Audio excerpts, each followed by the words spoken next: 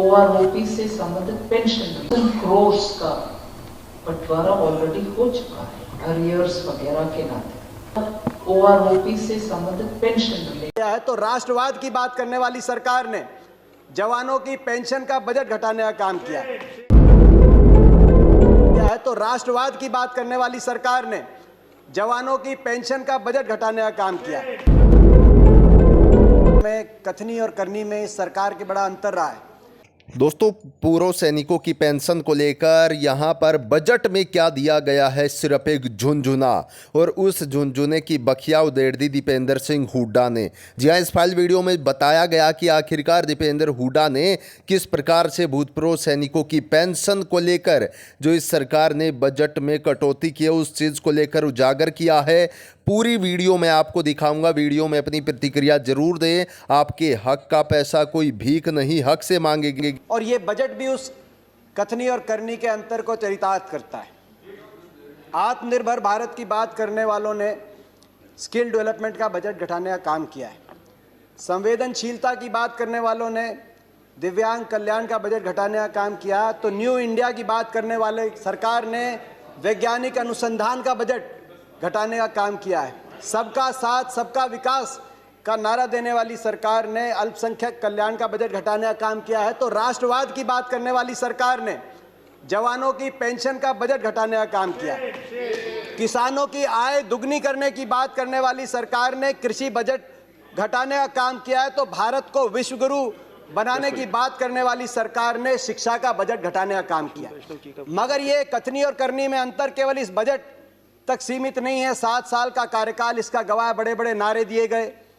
नारा था कि 2 करोड़ रोजगार हर साल देंगे, 14 करोड़ मिल जाने चाहिए थे 7 साल में। मगर यही सरकार है जिसके कार्यकाल में पिछले साल 70 साल में सबसे अधिक बेरोजगारी के दर को सरकारी आंकड़ों के माध्यम से NSSO के सर्वे ने दिखाने का काम किया। मगर 70 साल का केवल अकलौता बेरोजगारी का रिकॉर्ड नहीं तोड़ा।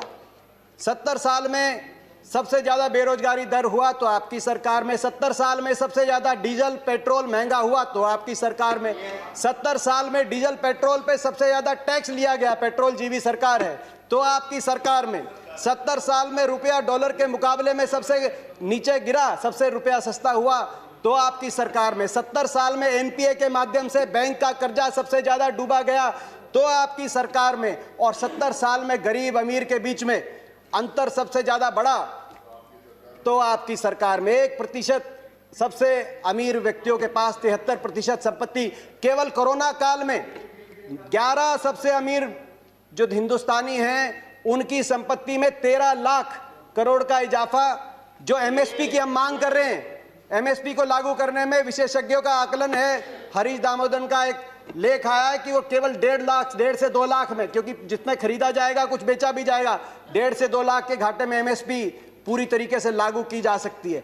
अगर ये 13 लाख जो केवल कोरोना के टाइम में 11 सबसे अमीर हिंदुस्तानियों की संपत्ति में इजाफा हुआ, उसी पे आप टैक्स लगा दें तो जो किसान का MSP का उसका पूरा कराने का काम आप कर सकते हैं। मैं कृषि पे आऊंगा।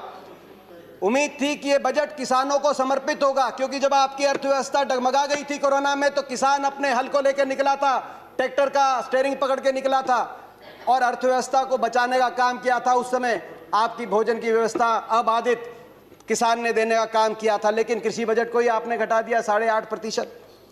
कृषि कानून पे बड़ी चर्चा हुई। ये कहा गया कि आंदोलन के बारे में बात करिए, इन कानूनों में काला क्या है ये हमें नहीं बताया गया। मैं 2-3 बातें उसमें भी बताना चाहता हूं, काला क्या है।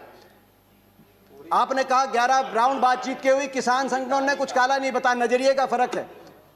आप इसको बड़े व्यवसायी के प्रॉफिट मार्जिन के नजरिए से देखते हैं या आप इसको किसान के जीवन मरण जीविका के नजरिए से देखते हैं।